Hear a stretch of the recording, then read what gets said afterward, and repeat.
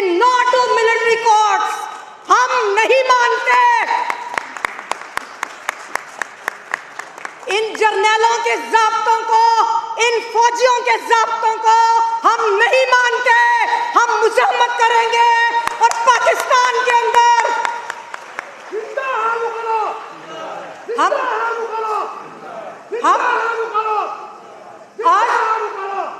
आज देखिए कि जब पार्लिमान ने जो अभी पिछले महीने एक नारा लगाती थी कि पार्लिमान सुप्रीम है, और आज उन्होंने साबित किया कि वो मिलिट्री डेमोक्रेसी को एक्सेप्ट कर चुके हैं और पाकिस्तान की पार्लिमान के अंदर से मिलिट्री डेमोक्रेसी के ऊपर एक उन्होंने उसके ऊपर मोहर सब की जब उन्होंने ये करारदाद मंजूर की कि जो सिविलियंस हैं उनका ट्रायल मिलिट्री कोर्ट्स में होगा।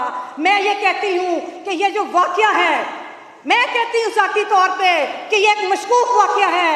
मैं ये समझती हूँ कि ये वाकया करवाया गया है। उसकी वजह ये है कि तुम लोग कि ये जो जर्नैल है ये पाकिस्तान के अंदर एक पॉलिटिकल प्रोसेस को सबोटाज करना चाहते हैं, ये खवातीन की शमूलियत को डिस्करेज करना चाहते हैं, ये एक रुजती पाकिस्तान चाहते हैं। और क्योंकि इनके पास कोई शहादत नहीं थी, किसी किस्म की कोई एविडेंस नहीं है, तो इन्होंने इन वाकयात को बुनियाद बनाकर तो मिलिट्री ट्रायल की बात की सिविलियंस का।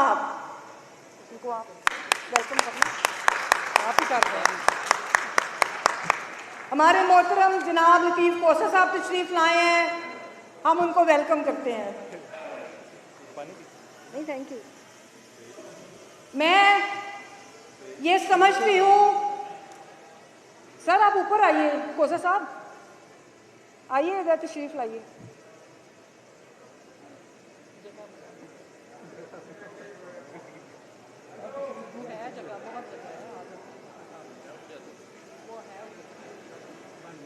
मैं तो ये समझती हूँ कि पाकिस्तान के अंदर ना सिर्फ ये कि सिविलियंस का मिलिट्री ट्रायल नहीं होना चाहिए, मैं तो अपने फौजी भाइयों को कि जो हमारे हमेशा 70 सालों से सुतेले भाई रहे, मैं कहती हूँ कि इनका भी ट्रायल उधर नहीं होना चाहिए और ऐसा निज़ाम हो कि जहाँ पर फेयरनेस के साथ जिसने भी कोई कसूर किया, जिसने भी कोई जुर्म किया, उसका ट्रायल फेयरनेस के साथ हो और मुतवाज़ी अदालती निज़ाम जो है उसको ख़त्म होना चाहिए।